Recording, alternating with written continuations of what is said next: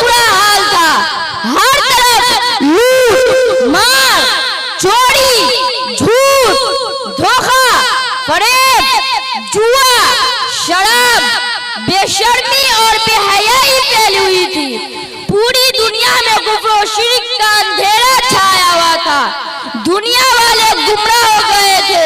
لوگ پتھر کے بت بنا کر پوجتے، دیوی دیوتاؤں کو پوجتے، ان کے نام پر جانور ذبح کرتے، منت مانتے،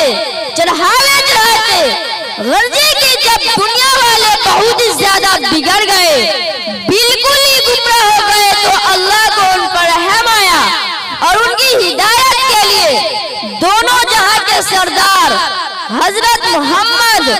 صلی اللہ علیہ وسلم کو بھیجا۔ تو آئیے حضرت محمد صلی اللہ علیہ وسلم کی سیرت پر تقریر پیش کرنے کے لیے ہم اپنے مکتب کے ایک ہونہار کو اس شعر کے ساتھ دعوت دیتا ہوں کہ کانٹوں میں جو کھلتا ہے شعلوں میں جو پلتا ہے،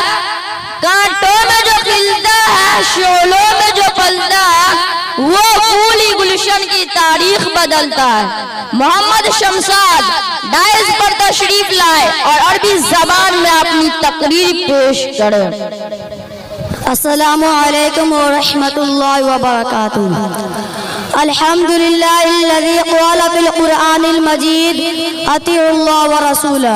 والصلاة والسلام علی النبی الأمی الذی قال عنہ ربہ لقد کان لکم فی رسول اللہ اسوۃ حسنہ اما بعد فاعوذ باللہ من الشیطان الرجیم بسم اللہ الرحمن الرحیم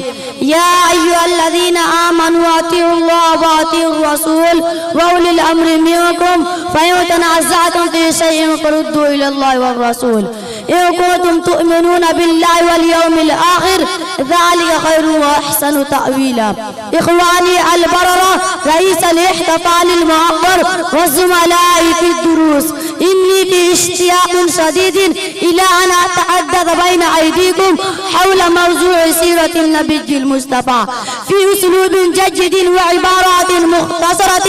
فالرجاء منكم جميعا أن تستمعوا إلى خطبته۔ إخواني في الله، إن النبي محمد صلى الله عليه وسلم ابتعثه الله القادر المقتدر إلى العالم كله لهدف أن ينجي الناس ويهديهم إلى دين الرحمة الدين الحنيف، والنبي المبعوث إلى الأسود والأحمر أفضل الرسل والأنبياء عليهم ألف تحية وسلام۔ تولد نبينا وحبيبنا وشفيعنا محمد صلى الله عليه وسلم في مكة المكرمة الواقعة بالحجاز في سنة 570 بعد المسيح،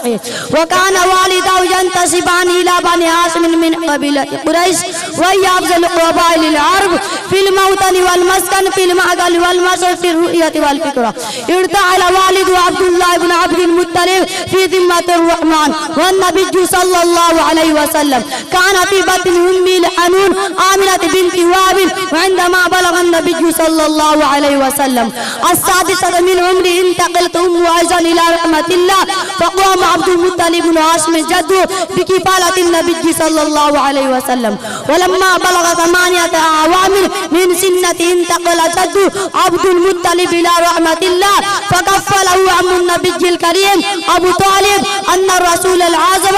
اشتغل بالرعي والتجارة حينما كان